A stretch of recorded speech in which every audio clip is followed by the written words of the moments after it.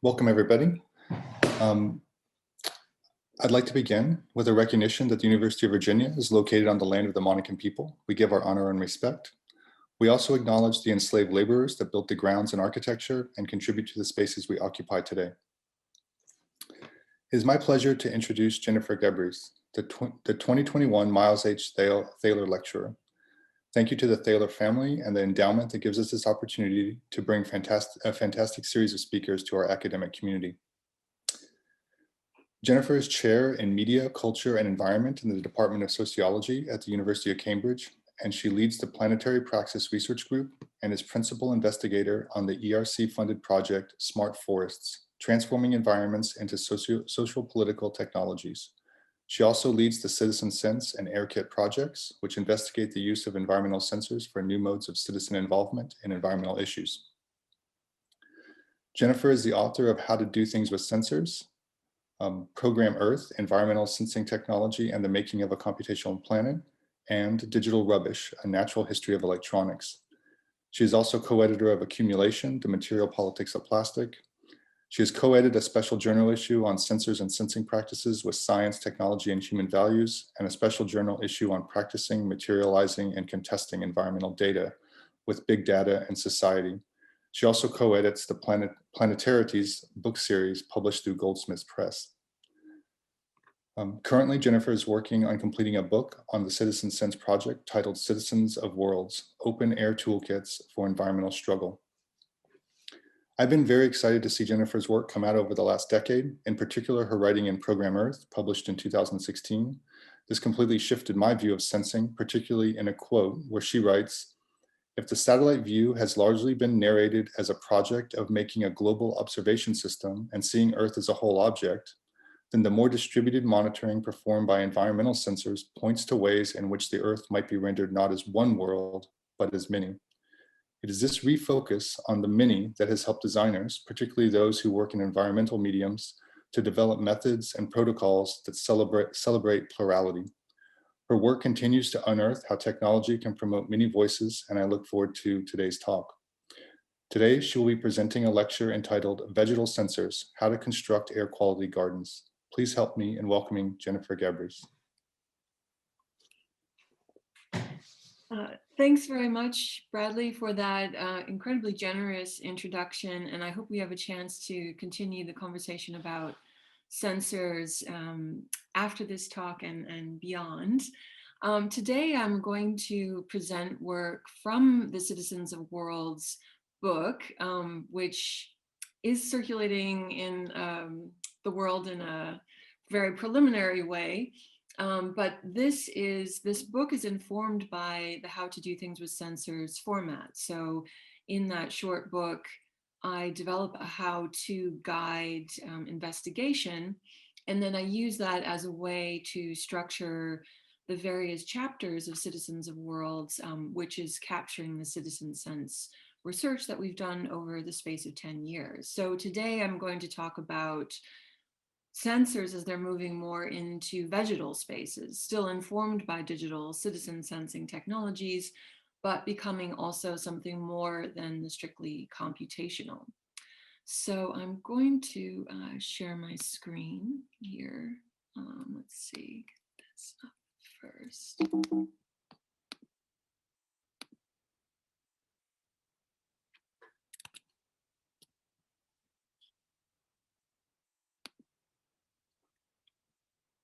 Can you see that all right? Okay.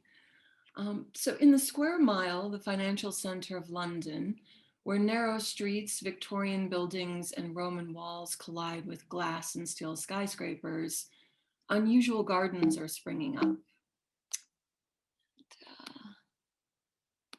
Head to those. Planted in corrugated steel pipes and granite troughs, vegetation grows at roadside edges and adjacent to construction sites where it absorbs, exchanges, and filters air pollution. Community groups and residents associations have developed these air quality gardens to draw attention to elevated levels of air pollution in central London.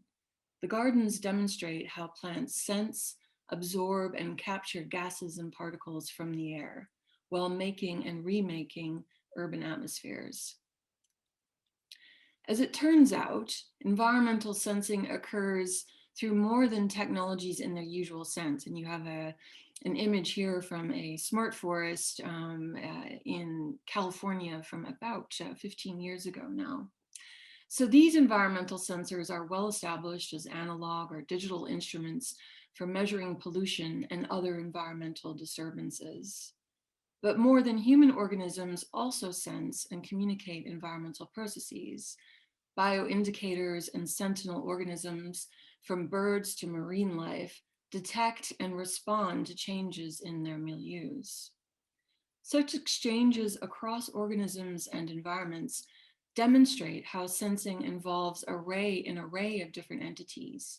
These more than human modes of sensing can also become more or less evident with digital sensors as they work alongside organismal detection. So I'll say more about this in a moment, but a lot of sensors are also being used, digital sensors are being used with more than human sensors to learn more about environmental changes. So it's a kind of multimodal form of sensing.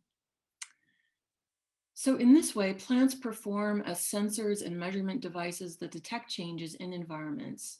Some plants signal the presence of particular pollutants in environments through their leaves and growth patterns. And here's an example from NASA, which has an ozone bioindicator garden project, which you can follow if you're interested to plant your own ozone garden. And it shows how particular plants are especially affected by ozone.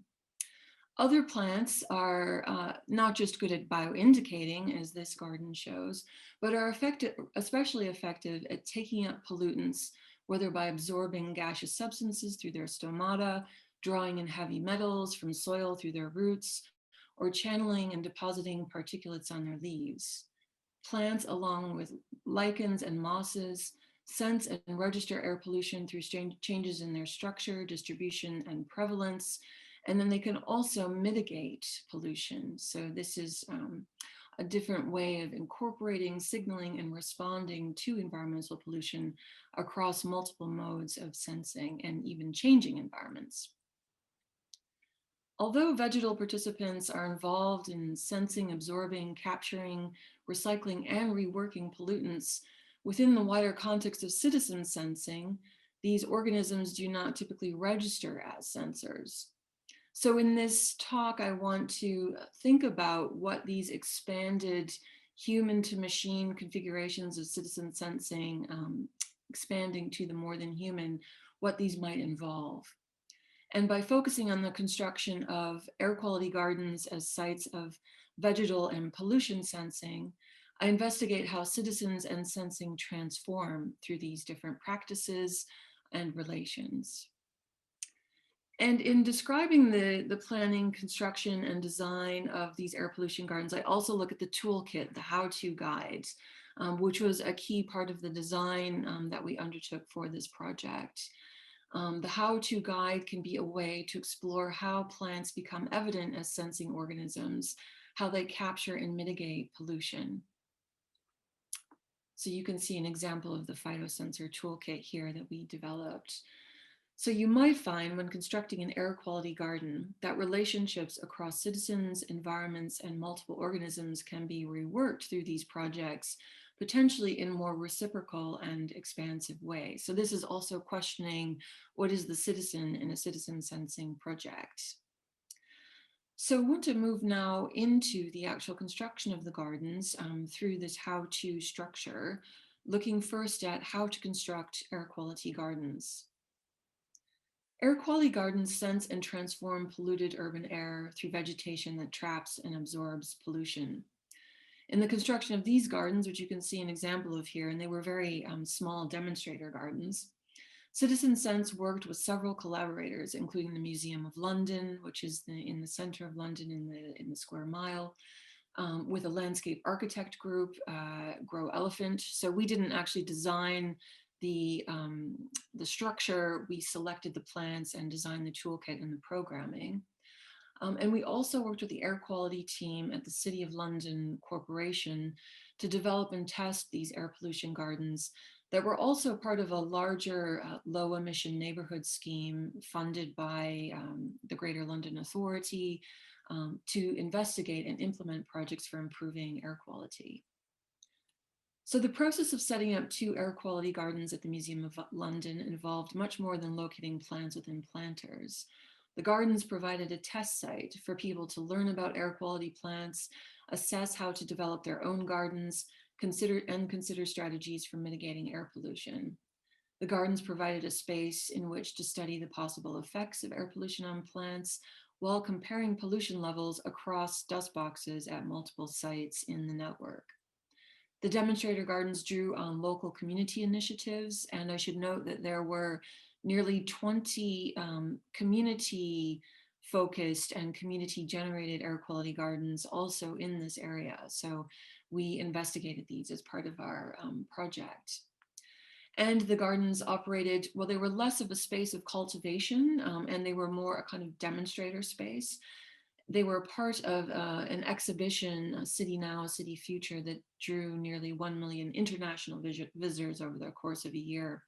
So here we had to think about how to engage museum goers in a workshop and walk to investigate these air quality gardens, to develop the phytosensor toolkit, and to make instructions that could be potentially usable across multiple other locations than just the Museum of London. So phytosensor is a term that the Citizen Sense Research Group uses to describe the vegetal processes whereby plants sense and respond to their environments. The material registers of pollution can become more or less evident. For instance, with bioindicating plants, it could be because plants are damaged that you notice pollution, or it could be through other processes of taking up pollution. So we were looking especially at how to cultivate more breathable atmospheres through this toolkit, through different planting scenarios that might encourage people to think about how to cultivate their urban environments. But we also selected plants for the garden that included species that could bioindicate and mitigate pollution. And many plants work across these different ways of sensing.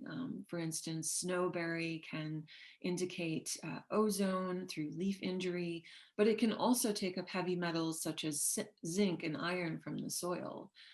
Here, examples such as yew can take up particles through its leaves, which then wash into the soil during rainstorms.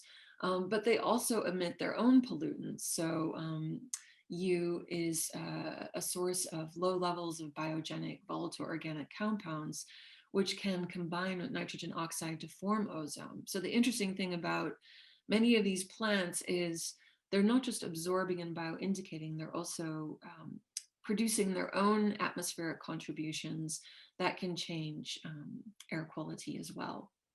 So for this reason, simply planting more vegetation because it is green does not necessarily improve air quality, and it can indeed exacerbate pollution in areas with high levels of nitrogen oxide reacting with biogenic VOCs, if plants are considerable sources of these.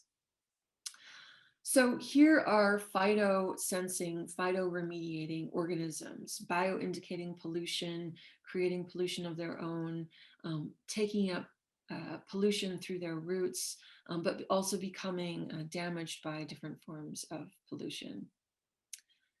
And because these modes of sensing register primarily through the form, distribution, and growth of plants, which really take much more time to become evident, we also set up digital sensors, dust boxes, which were particulate matter sensors that we designed based on the shape of particles when viewed under an electron microscope. And we used a 3D printing process and cast these in, had these cast in ceramic. So you can see the basic configuration of our digital sensor here. So we installed these in multiple garden locations and at other spots in the network, including at people's residences and at another monitoring station, which I'll show in a moment. And this was a way to read the digital quantitative measurements alongside the plant-based ways of understanding how to sense and mitigate air pollution.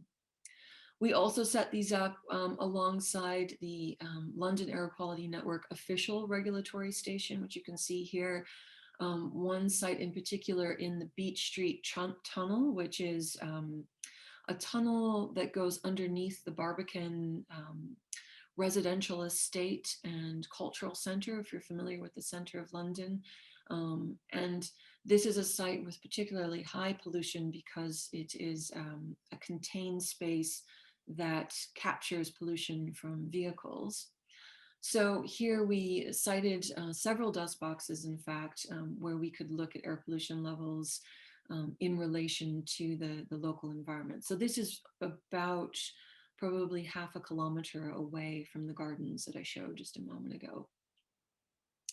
So the dust boxes provided a way to compare pollution levels throughout the area while also looking at relationships across digital and vegetal sensors. However, the different modalities and durations of these ways of sensing quickly became apparent. Since moments of elevated air pollution that we might see in the dust box or the London Air Quality Network did not necessarily correspond to an automatic wilting of plants. Instead, the presence of vegetal sensors became a way to tune in to different approaches for cultivating atmospheric exchanges. So with biosensing, often what you'll see is changes in relationships across plants and environments. So this is a different way of understanding sensing than a digital mode of detection, which I won't go into extensively today, but it is something to keep in mind as a backdrop in terms of these are not undertaking the same kinds of sensing.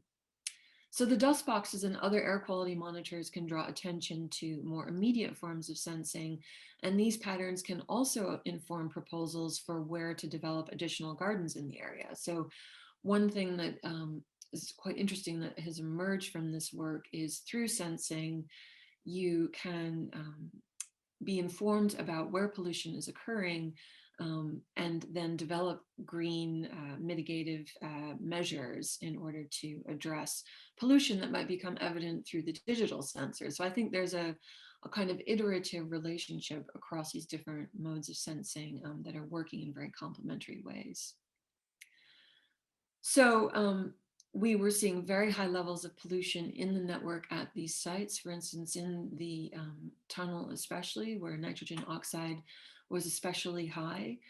We were seeing pollution from the nearby tube station, which is just to the front of the image where the London bus is. And we were also seeing high levels of particulate matter coming down the tunnel from the easterly direction, from the other side of the station here. So these are ways of thinking about how to rework trajectories of sensing and action, not a digital sensor simply providing an alert about levels, but sensing across these multiple modalities as a way to understand how to cultivate more breathable urban atmospheres. So this then leads me to discuss this way of thinking about how citizen sensing might transform into and through citizen gardening. Citizen sensing and citizen gardening here began to merge as practices that were mutually searching for more breathable urban conditions. So this particular garden at the Lauderdale Tower right next to the Beach Street Tunnel had a number of air quality gardens. You can see the small birch trees, the Betula pendula, which take up different forms of pollution, as well as this small planter with silverbush and other plants that also have fine hairs that capture particles. So these are planted nearby the Beach Street station, and in a quite intensive microclimate. The Lauderdale Tower is 44 stories, so it creates quite a dry and windy site. So citizen sensing could in various ways contribute to and align with citizen gardening and citizen design. But this juxtaposition of clean air gardens, air quality sensors, and highly polluted roadways inevitably raises the question of whether these relatively contained planters would in fact be able to mitigate the intense levels of pollution occurring in this traffic clogged area. While regulatory and citizen-led monitoring can establish that high levels of pollution are occurring and even demonstrate the location of emission sources, The intensity and persistence of pollution suggests that citizen sensing and citizen gardening might require even further measures to address this problem. Air quality gardens alone do not solve the problem of air pollution. Yet these engagements with more than human sensing also bring to the surface the dilemmas of how to realize feasible citizen actions within more intractable political processes. Such engagements work towards strategies for intervening within and transforming unbreathable urban conditions. So this is to say that citizens also often feel that they want to do something to improve air pollution, but don't know where to start when traffic especially is such a problem. And gardening seems to be a more doable strategy, even if it's not necessarily the most effective way to address air pollution overall. So this is part of what this How to Construct Air Quality Gardens investigates. What actions become doable across these different planting and sensing scenarios? How are these ways of working with vegetal and digital sensors to try to transform urban air toward less hazardous and more collaborative environments, while acknowledging the struggles of attempting to mitigate air pollution? So in this sense, citizen sensing and citizen gardening collide with different formations of power that can surface through practices of making and transforming environments. So a slight detour here then to consider planting as practices that are entangled with forms of power. From draining swamps to establishing plantations, cultivation is often an expression of power that materializes and reproduces dynamics of resource capture and extraction. Planting is a way to reclaim, rework, and establish relations with land and more than human entities. Engagement with plants can become a form of resistance or otherwise inhabitation. As researchers and contributors to the Black Land Project note, practices of urban gardening can form very different ways of engaging with land for Black gardeners, who also see this, quote, as a way to stake a claim to permanency, education, economic citizenship, and community leadership, rather than only as a vehicle for food security, end quote. Practices of gardening and inhabiting land can become forms of collective, what they call geotheorizing, where environments are made and remade as expressions of self-determination and openings into other ways of relating to environments. In other words, this is a way of becoming subjects with the land, rather than assuming an originary belonging that necessarily aligns with more state-based forms of citizenship. So the Black Land Project describes how expressions of citizenship materialize through these distinct relations with environments. Gardening can become and generate forms of reciprocity with the land and other entities. And this can be a way to also rework forms of citizenship and democratic engagement, giving rise to other forms of governance that would work toward mutual exchange rather than domination. So the attempt to cultivate air quality gardens serves as an indicator of air pollution in London, as well as a provocation for how to remake urban environments. Making and remaking environments are practices for attending to other entities, for cultivating their contributions to expand breathable worlds, while establishing and reinventing relations with more than human sensors. So these are different ways of learning from and engaging with environments that cultivate other relations and interventions that depart from the usual conditions of power. So the distinctive intervention that air quality gardens can make, both in the form of the demonstrator gardens we developed in collaboration with the Museum of London and in the form of the multiple residence clean air gardens in the area. And I'll show an example of this in a moment, but this is a detail from one of the residence gardens. So this is also worth considering in more depth in terms of how to construct air quality gardens. While these gardens do not instantly absorb the many pollutants in London's air, they do constitute practices for making and remaking environments as processes of multiple inhabitations that occur across different durations and as a collective exchanges that could generate more breathable worlds.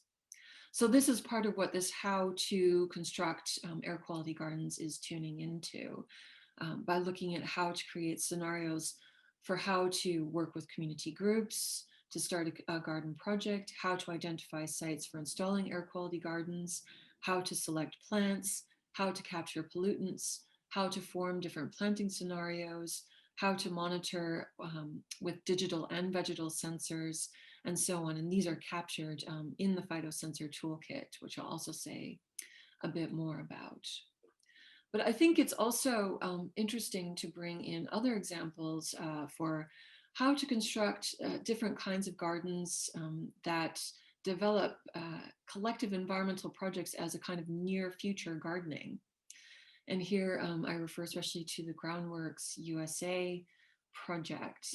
So many garden plots are now being developed not only as food-based projects, but also as spaces for realizing environmental justice and remaking materialized and embedded forms of inequality.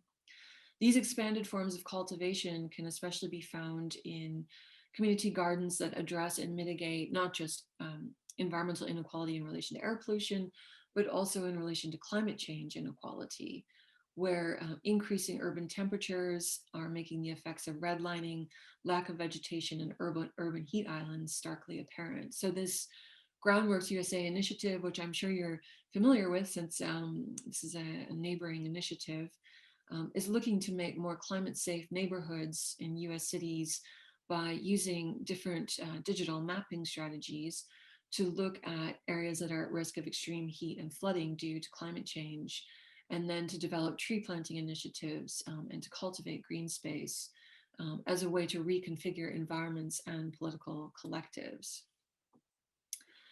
So you can see an example here from the New York Times of the effect of redlining and the relationship that has to greatly diminished tree cover among other environmental conditions in these neighborhoods. So in a similar way, air quality gardens could generate such counter practices of cultivation that rework relations, entities, and environments through shared inhabitations with and even beyond pollution. This is a mode of sensing that does not merely signal that an event has occurred, again, thinking about the digital often as something that's aligned with alerting, but takes sensing into this other space of thinking about how to reconstitute relations and processes that potentially have materialized over many decades as a result of the accumulation of pollution. So here the breathability of worlds multiplies across these different types of sensing and exchanges in a way that attempts to diminish environmental and social injustice. Gardening becomes a political practice for cultivating more breathable worlds along with more than humans, and as a way to address and rework unprecedented environmental change through the co-constitution of citizens and worlds. So this then takes me to the fourth out of the 5 forms of how-to in this talk, how to aerate a phytosensor toolkit. So I work in more detail with the concept of the open air in the longer version of this text, and the open air is also a concept in how to do things with sensors. So if you've read any of that text, you'll know that this is a continued use of the term open air. So open air is a way of moving propositions into practice and experience. So not only working within a space of theory, but always putting theory to the test through different engagements in the open air. So this is a practice of aeration. And so we took the phytosensor toolkit out into the Museum of London and Barbican environment with museum goers to test and investigate different sites and strategies for constructing and studying air quality gardens. We looked at concrete proposals and observations and different conditions within these open air excursions, and then these informed the final version of the phytosensor toolkit. So we asked how it might be possible as well to construct air quality gardens, not just within the museum environment, but also farther afield. So how might this become a toolkit that could travel into other locations? So you can see an example of what some of the plant information inside the toolkit looks like here with these pages. So this was less, though, about simply reproducing these air quality gardens, but instead was a way of looking at how sensors, citizens, vegetation, and gardens might come together in different open air scenarios. So we were looking at this toolkit, we were using it as we walked around this space, identifying plants, but also thinking about what kinds of issues this might throw up if plants were capturing particles, for instance, but then washing them into soil. What happens? Does the soil then become contaminated? Was an example of a question that someone had. So we also had a number of scenarios in the toolkit to think about when and where it might be possible to plant to mitigate for air pollution. And so as part of the walk itinerary, we were looking at different environments and considering how to develop these scenarios for the final version of the toolkit. So here you can see we're testing the phytosensor toolkit at the entrance to the Museum of London, where the first of the air pollution gardens is located. And we were scheduled to undertake this walk as part of the Barbican Open Fest, which is an annual festival. And it's set in mid-March. And so this is usually a mild time of year, but we were struck by a cold snap, which is dubbed the mini beast from the east. So these are cold weather events that come down really from Siberia. So we were doing this walk in -7 Celsius with wind chill, which is actually quite cold for London. And we worried that people might not attend, but they showed up instead fully equipped in full body outerwear that would be suitable even for extreme winter sports, wearing heavy gloves, woolly scarves, and bobbled hats. So they were ready for a full investigation of air quality gardens. And after a brief introduction, you can see also not all of the plants are in bloom because the time of year it is. But after a brief introduction to the phytosensor project and an overview of the workshop walk and toolkit, then we then set out to look at the different plants in the area, to look at their bioindicating and mitigating properties. And landscape architects from Grow Elephant also joined us to talk about the installation of the plants. So with the frigid temperatures, we were striking a balance between lingering to investigate the fine or hairy leaves of sensate plants that capture particles to walking briskly to the next step where we might, next stop where we might be able to fend off the cold. We walked around the Barbican podium. You can see some of the architecture here, and discussed residents' initiatives to address air quality. We made our way to the Beach Street monitoring station, and we looked at how urban architecture, vegetation, monitoring, and urban processes assemble to create more or less polluted environments, and also how they might be reconstructed to make more breathable conditions. So in the open air, the phytosensor toolkit began to unfold as a logbook, plant identification guide, map, and observational device for recording, considering, and proposing different ways of engaging with digital and vegetal sensors and air quality gardens. And here you can see we're walking across the Barbican podium here. So at various steps, you would wave to a stand of euphorbias and quickly move on to observe lavender, lamb's ears, and jasmine, while hopping in place to learn about clean air gardens developed by residents as part of the City in Bloom initiative that they developed a few years ago now in 2017, where they implemented nearly 20 clean air gardens. And we discussed this proliferation of air quality plants to consider how effective they might be. How many plants, one person asked, would be needed to take up all the air pollution in London? Would we need a how-to guide for aerating London's atmospheres on a wider scale? So we then made our way across the Barbican podium to the eastern edge, to the Moor Lane pop-up garden. And this was a garden developed by Barbican residents with landscape architecture students who had set up their own small firm called Example, XMPL. And they developed this air quality garden using donated construction materials from a very major construction site just to the other side of this image. So there are a number of quite considerable towers going up around the Barbican. So this was a way to create a pop-up site where numerous air quality plants were jostling together, including ivy, ferns, birch, hebe, silver bush, and juneberry. And these plants came together in a display of sensing, absorbing, capturing, and filtering air pollution. So we discussed the plants here. We undertook various forms of identification using mobile phone apps, and we discussed which plants were also beneficial for wildlife and were potentially ways of remaking urban environments. And the final stop along our walk was the Barber's Physic Garden. That is a historic garden developed in the 16th century, a site to which the botanist John Gerard later contributed.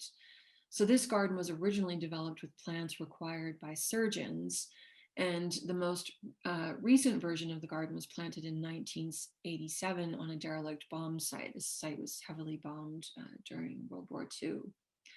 So in this series of plots, 45 different species of herbs lined gravel pathways, with each specimen having a placard noting its distinct properties for treating wounds, bruises, and burns. And here you can see camellia, which was used to treat asthma. So in the site of former bomb damage strewn with the ruins of a Roman fort and Victorian walls, we investigated the relationship between plants and health and considered how plants as curative organisms could contribute to healing environmental problems. We asked, could we make a 21st century how-to guide and physic garden for restoring the health of environments? So once we had undertaken that rather brisk walk in the cold, we returned to the Museum of London, where we were grouped over a much needed tea and biscuit break. And we worked through the phytosensor toolkit. We drew on our observations. Participants made propositions for what would be needed in the toolkit in addition to what was already there. Grow Elephant offered advice on different planting and gardening techniques, and these were incorporated into the final version of the toolkit, which we then made available as a downloadable PDF on the Museum of London website. So anyone can download this toolkit, which provides resources for undertaking both digital and vegetal sensing, for developing your own air quality gardens, and for thinking about how to remake urban environments through different scenarios. And after we developed this toolkit, we did actually have people we didn't even know take up the instructions and decide to make their own air quality gardens. Here, a group making their own garden for Clean Air Day. So aeration here becomes an invitation to incorporate, attend to, and participate in this form of more than human sociality and sensing. It presents an openness to expanded and more than human modes of sociality that try to work toward more breathable worlds.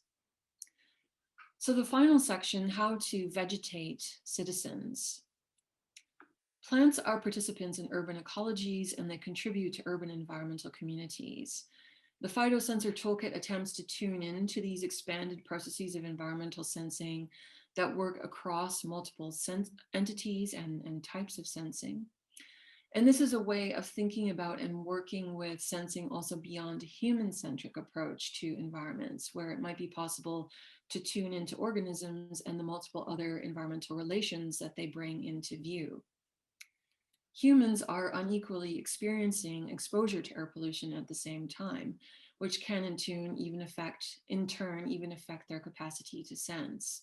So these are ways of rethinking projects that tune into environmental justice, toxicity, and change to think about different practices of cultivation as well.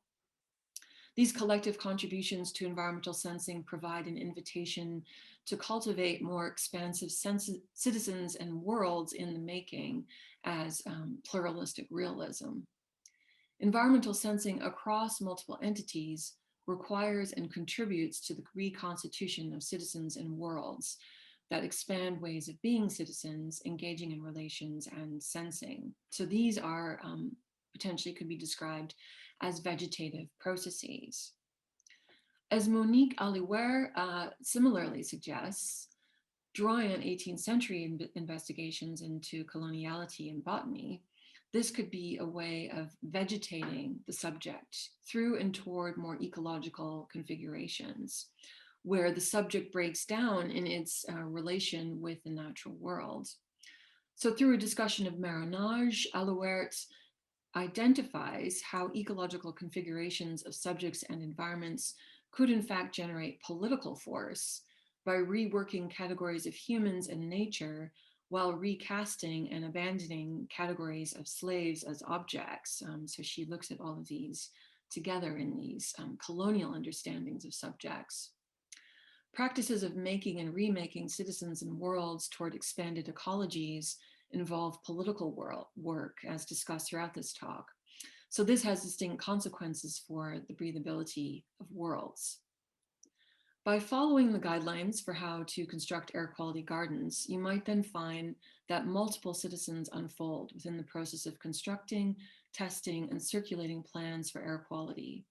These citizens are vegetative entities, more than human collaborators, plucky cultivators, enduring sensors, open air exchangers, aerating world makers, and political workers. This aeration of citizens and citizenship provides a guide for how to reconstitute citizens through these different environmental inhabitations. Air pollution is an often intractable problem that generates different conditions of struggle. So multiple practices really proliferate here as ways of thinking about how to create more reciprocal exchanges with environments. As Robin Wall Kimmerer suggests, a struggle to achieve reciprocity involves working toward breathability and democracy of and for all species. And this is a way of reinventing political subjects, justice, and governance. So this guide attempts to construct a how-to for how to make air quality gardens, how to vegetate citizens, how to aerate toolkits, and to provide suggestions for how to rethink subject and relations through environmental problems and how to act upon them. So the phytosensor toolkit is available, as I showed, both on the Museum of London website, also on the Citizen Sense website here through this subdomain. This is part of a larger project that builds on how to do things with sensors, as I mentioned at the beginning, and will hopefully eventually be a chapter in this text, Citizens of Worlds. But I also need to thank the many, many contributors and funders for this project. First and foremost, the European Research Council, which funded Citizen Sense, the GLA, the City of London, the Low Emission Neighborhood Program, the Museum of London, and also Francesca Barona and Sarah Garcine, who contributed to the design components of the project and the many participants as well. So I look forward to the conversation now that will follow. Fantastic. Thank you so much, Jennifer. So we'll have a 15 minutes or so for a question Q&A here. You can feel free to put anything into the chat as well if you'd like to ask questions there, and I can try to bring them forward. And I'm wondering if does anyone have any first questions for Jennifer?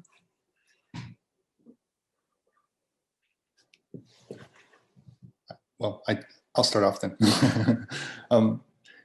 Thank you so much for the talk. I guess the one thing that I'm interested in here, and it's a question that keeps coming up in work that we're seeing in landscape architecture. Many of the kind of issues we're trying to address, like air quality, have been they've been exacerbated through extremely large scale infrastructures and kind of territorial scale changes to the planet. And my question here is that, do you see the work you're doing, which I think is extremely interesting, particularly how it sits within this kind of area between the analog and the digital, where it might sit between the kind of abstract and discrete, right? It's this kind of gray area between these binaries.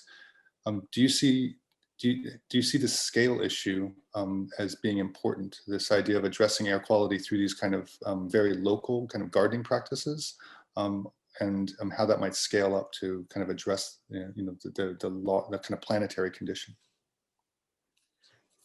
Well, the scalar question is always a tricky one, isn't it? Because this is something that has been, for instance, critiqued by people like Anna Singh, who suggest that scale can often assume a kind of similarity across different zones and territories. So it's simply a matter of taking one thing and then proliferating it across places. So what I was hoping to investigate through the toolkit is perhaps another way of approaching this that isn't scalar. So it doesn't try to take the small and make it large. It doesn't take the local and try to make it global. It doesn't work within those usual binaries, but it tries to think about practices and collectives and different relations that might proliferate in different ways. So that kind of pluralistic realism, but that don't require one model to be rolled out and scaled up to potentially, quite a kind of coarse and hegemonic figure of the planetary, depending on how that's conceived of, because that's also a very tricky figure. So, I think more could probably be said about this. Your question is a really interesting provocation to really make a more explicit statement about how the toolkit operates with and against potentially scalar logics, and what it might do differently. So just also to maybe say a bit more about the work across digital and vegetal sensing, what you can do with a digital sensing network, for instance, Internet of Things network, that is any number of small sensors you could have proliferating across an area. You could have it spatially dense area. With that measurement data, you can actually learn quite a lot about urban patterns and how to potentially change those patterns, often in relation to transport, but it could also be pollution coming from buildings or different sources. For instance, in the work we did in the project area before this phytosensor project in Southeast London, we were sensing in an area by the River Thames and found that the river was also a source of pollution from the dirty diesel that the river vessels burn. So you can actually detect patterns that don't require necessarily a scalar logic to address. There are different ways of understanding patterns and potentially ways of proliferating that can adapt and change in relation to different circumstances through the kind of malleability of a toolkit or a how-to guide. So potentially that is an answer to that tries to work around the scalar is the usual way of capturing what seem to be environmental problems. Yeah. But did you have examples of, when you're talking about large scale infrastructure projects, are you thinking of pipelines? Are you thinking of? Yeah, I mean, I think many of the kind of many of these intractable problems that we're trying to address have are the product of these kind of large scale infrastructures like pipelines, even highways, energy production, things like this. So it's I think you've answered it in a it's a really fantastic answer. So I appreciate it. It's great. Other questions for Jennifer?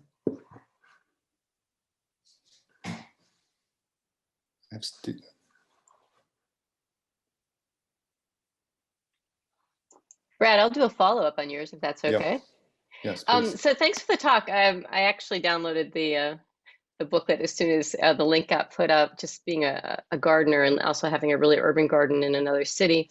I'm curious, because this toolkit is such a great, it's very legible. Have you ever thought about I work in the global South, and when I think about places with some of the worst air quality, I mean, London's bad and middles of many cities are bad, but you haven't really lived till you've been in Delhi, right?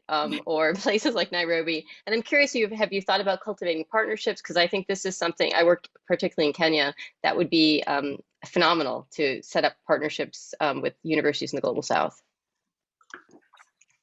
Yes, I mean, this is something that is very much something that I have actually attempted to write a bid to do work like this. The bid was not successful, but I am not defeated. I will continue to look for ways to do this, but we have developed an AirKit infrastructure to sense air pollution.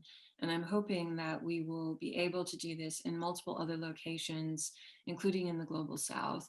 and to think about how this then potentially gives rise to mitigating measures like air pollution gardens or other strategies. This may or may not be the most relevant approach to take, but it's a way of thinking about moving from citizen sensing also to citizen gardening or citizen design. But I think that that still does raise a question, because I have seen some projects in this area of who gets involved in these projects. And of course, many critiques coming from within a sociological space are that it tend to be middle-class environmental activists, and they can have very particular agendas and that do not necessarily speak for many other groups of people who might be even more affected by air pollution. So this is, I think, a very important area to be working in. I would like to be doing more in this space, and I hope that our work will be able to develop in this way. But I very much am learning from other people at this point who are, like yourself, working in these contexts, and really also looking at the particular sources of air pollution. I'm sure, as you know, indoor air pollution from particular kinds of cooking is a problem. There's different kinds of exposure, for instance, street vendors and rickshaw drivers. So the configurations of pollution are also potentially different, so would potentially require different forms of intervention.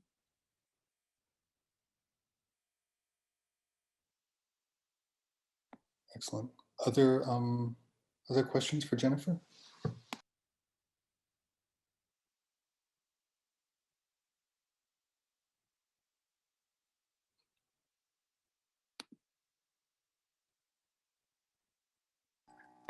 Can you speak about any groups that you might have? Also, I want to say thank you, by the way, because your book has been really useful to my work, and it was really amazing to hear your talk. So thank you for coming. And I was wondering, I'm also interested in this question of accessibility, and can you speak a little bit more to like any groups that perhaps we could look to, or anyone that you think is doing a great job at kind of making the materials a little bit more digestible, and enabling people who might not have like an environmental or science background or engineering or anything to kind of jump right in? So accessibility, is this about how to actually understand air pollution, work with digital sensors? Yeah, I'm kind of thinking of like because I'm really excited about sensors, but I used to be an elementary school science teacher, and like, getting a bunch of kids to like get into collecting data or even setting up these sensors has its challenges. And so kind of riding off of Ellen's question a little bit, like, can you think of groups or individuals that are doing citizen science work that is actually like really kind of engaging citizens who might not normally be involved with this type of work? So like going beyond the scientist or like the science enthusiast, I guess.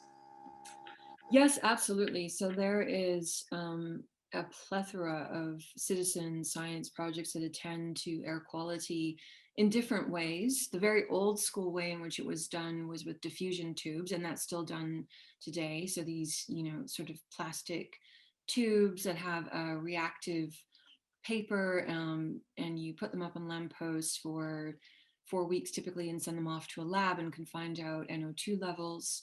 But now with digital sensors, these are really becoming much more usable for the average citizen. So there is a conference, actually, Air Sensors International Conference, ASIC, which started in 2018 and started to showcase many of these projects.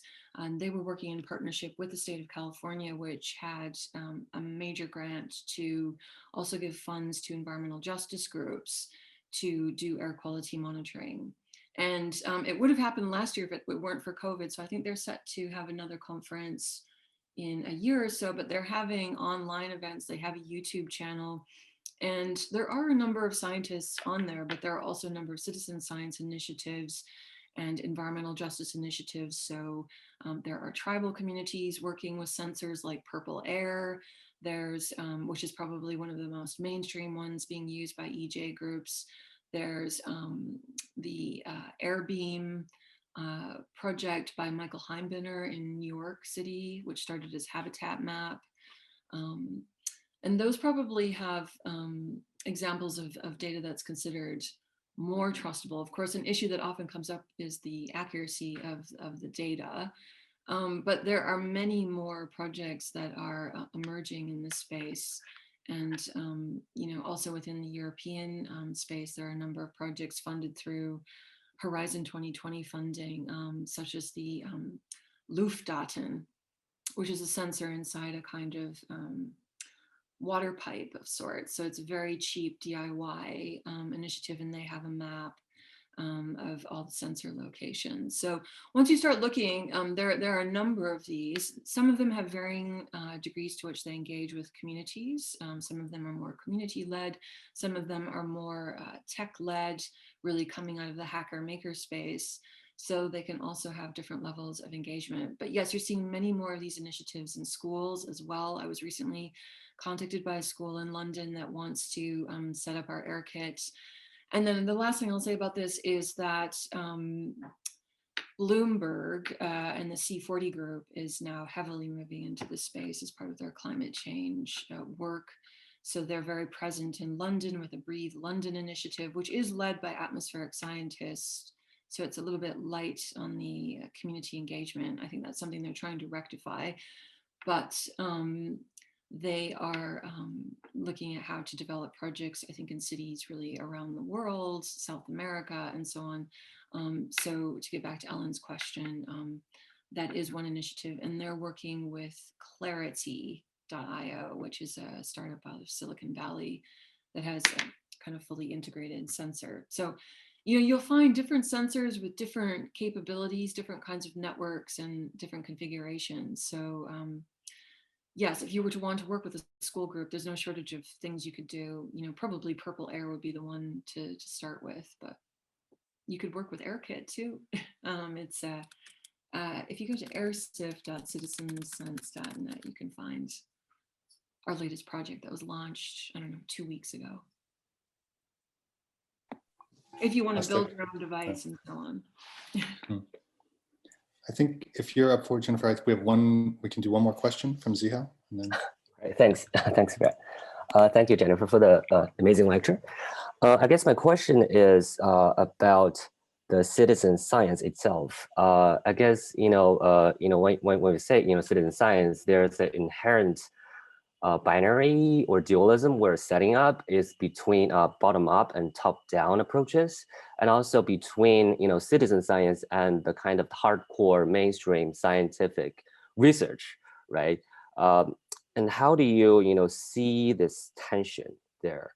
And maybe related to that is that when we say citizen science, there is always this kind of inherent criticism or skepticism about this kind of a mainstream techno-scientific imagination about this kind of epistemic frameworks undergirding the mainstream scientific research. That's why we're doing this kind of alternative ways to exploring. But after the past few years of this kind of the kind of broad-based skepticism about science, and how do you see your project leading, or how do you sort of even justify citizen science itself as a way to challenge the mainstream scientific research, and how do you see that tension there? I guess that's my question. Yes, thanks for that question.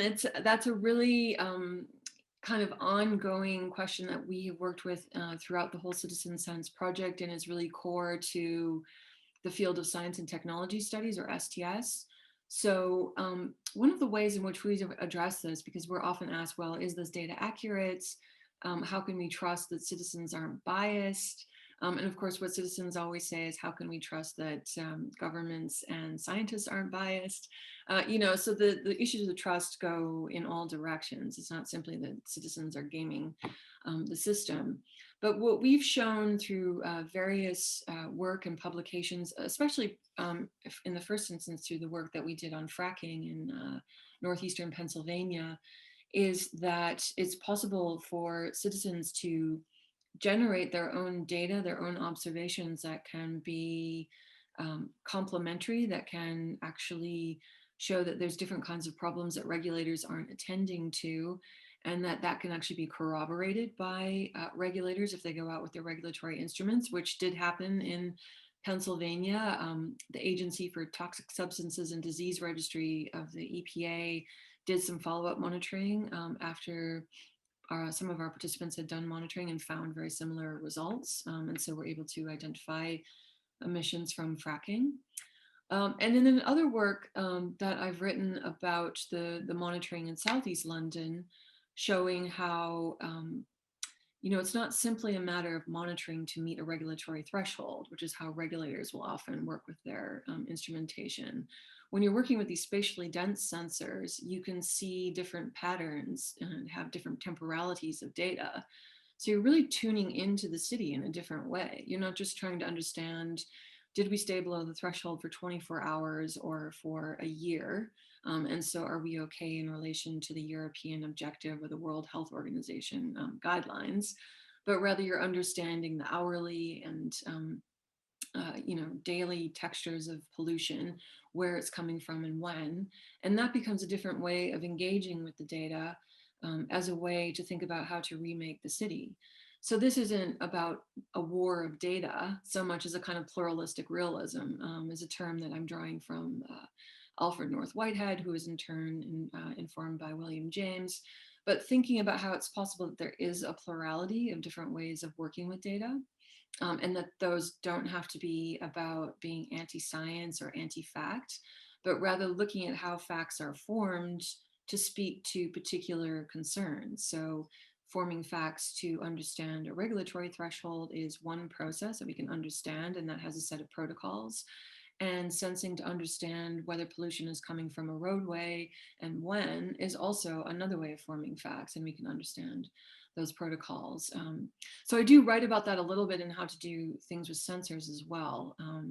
So that's to say also that it can be a way to become more informed about scientific process and the possibility for citizen engagement, rather than to have this perceived binary of experts and citizens.